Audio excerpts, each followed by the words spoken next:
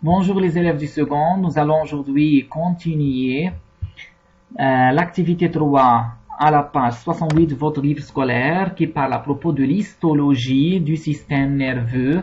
Quand vous savez que histologie veut dire la science qui étudie les tissus. Un autre tissu aujourd'hui c'est le tissu nerveux.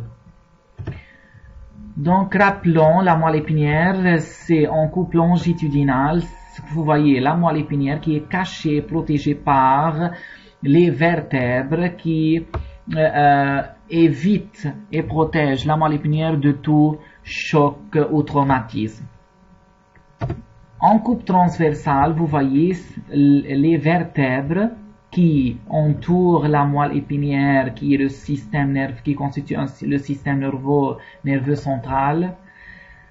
C'est la côté postérieur ou dorsal du vertèbre et c'est la côté ventrale ou antérieure du vertèbre. Et la moelle épinière, c'est au centre, elle est protégée par les vertèbres. Donc c'est une coupe transversale au niveau de la colonne vertébrale. À propos de la structure et l'organisation de la moelle épinière, on voit que cette moelle épinière est constituée de deux parties, une substance qui est foncée au centre, qui est la substance grise en forme de H, donc au centre duquel on trouve un canal appelé canal épendymère. On a aux alentours de la substance grise se trouve une substance plus claire appelée substance blanche.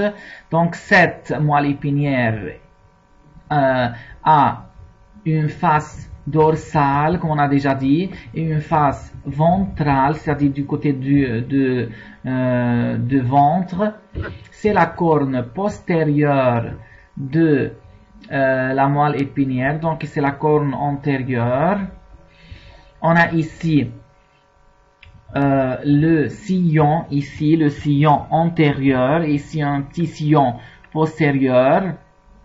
On peut avoir encore parlé de la racine dorsale du nerf rachidien, ici le nerf rachidien qui constitue bien sûr le système nerveux périphérique, alors que la moelle épinière constitue le système nerveux central. Donc on a dit le système nerveux central est composé par l'encéphale et la moelle épinière, alors que le système nerveux périphérique est constitué par les nerfs rachidiens. Donc c'est la racine dorsale du nerf rachidien. Donc sur la route de ce nerf, de cette racine, on voit une partie renflée qui constitue le ganglion spinal.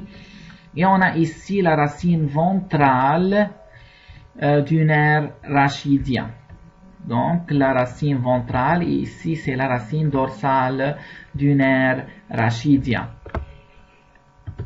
Maintenant, à propos de la structure d'un nerf, donc si on fait une coupe transversale au niveau d'un nerf, ce nerf on constate qu'il est constitué de quoi? De faisceaux, en fait, de paquets de fibres nerveuses. Donc, on a plusieurs paquets de fibres nerveuses et chaque paquet, en fait, est rempli de fibres nerveuses. Ce sont les fibres nerveuses entourées bien sûr, comme vous voyez ici, la structure d'une fibre qui est entourée par de myélines. Donc on voit aussi des vaisseaux sanguins qui vont irriguer ces cellules afin de maintenir la survie des fibres nerveuses. Donc et on a bien sûr le tissu conjonctif qui assure le soutien de du nerf rachidien. Donc le soutien des fibres au niveau du nerf rachidien. Donc c'est un tissu de soutien appelé tissu conjonctif. Maintenant, à propos de la structure, de l'unité structurale et fonctionnelle de notre tissu nerveux, c'est en fait le neurone, ou on l'appelle la cellule nerveuse, qui a une forme très différente des autres cellules de notre corps, donc une forme très spéciale. Vous voyez ici le corps de la cellule, c'est le corps cellulaire qui contient bien sûr le noyau. On a ici deux sortes de prolongements. On a les dendrites, qui ce sont des prolongements sortant du corps cellulaire, et un autre prolongement, mais qui est plus long. Donc, vous voyez que cette extension est plus longue que l'extension dendrite. Donc, cette longue extension ou prolongement est appelé axone, qui se termine par une terminaison du forme d'un arbre. C'est pour cela on l'appelle arborisation terminale, possédant à la fin des boutons. Donc ce sont des boutons appelés boutons synaptiques. Donc on peut remarquer que l'axone est entouré est seul entouré par de gaines de myéline. Vous voyez les gaines de myéline, ce sont en fait des cellules de Schwann enroulées autour de l'axone et forment à la fin de gaines de myéline. On a dit que la myéline c'est une substance quoi? Isolante lipidique, donc qui assure une propagation plus vite de messages nerveux. Donc, entre les cellules de Schwann, on voit des nœuds. Ces nœuds qui ne sont pas couverts par de gaines de myéline, on l'appelle quoi? Nœud de Ranvier. Voilà, nœud de Ranvier.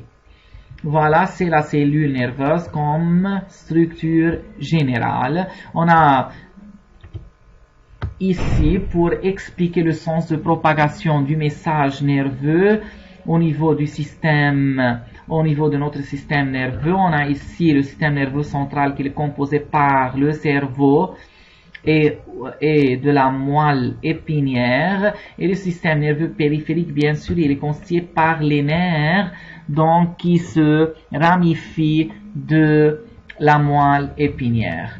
Ici, à l'arrivée du stimulus, on a dit que le stimulus, c'est tout signal physique ou chimique perçu par les organes de sens. Par exemple, si on a l'œil, par exemple, on parle de l'œil, le stimulus de l'œil, c'est la lumière, par exemple.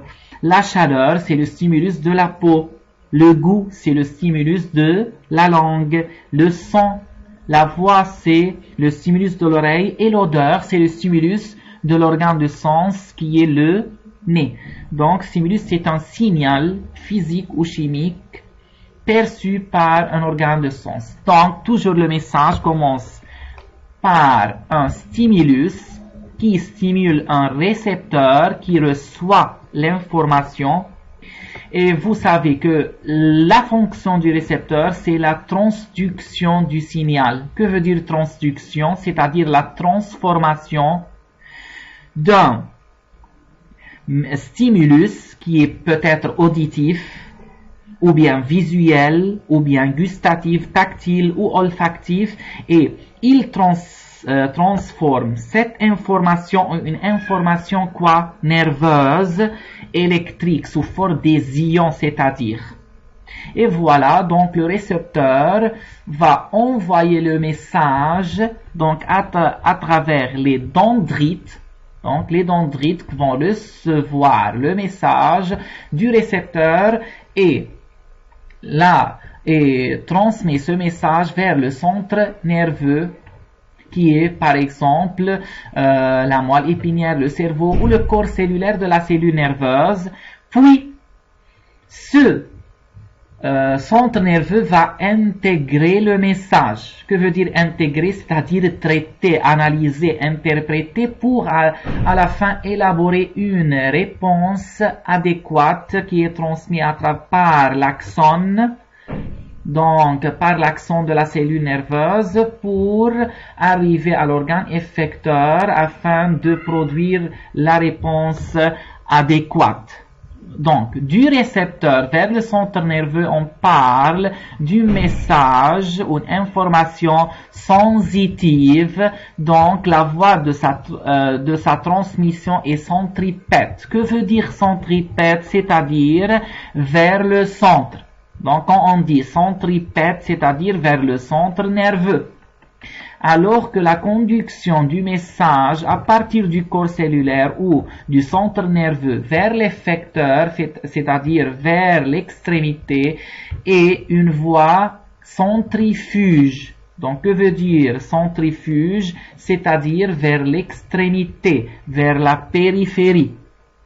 Donc, c'est alors l'information motrice qui est envoyée dans cette voie centrifuge. Donc, on a deux sources d'information. Information sensitive, c'est-à-dire à partir du récepteur qui est transmis vers le centre nerveux d'une façon centripète, et à partir du centre nerveux, on a l'élaboration d'une information motrice responsable d'un mouvement ou d'une sécrétion déterminée,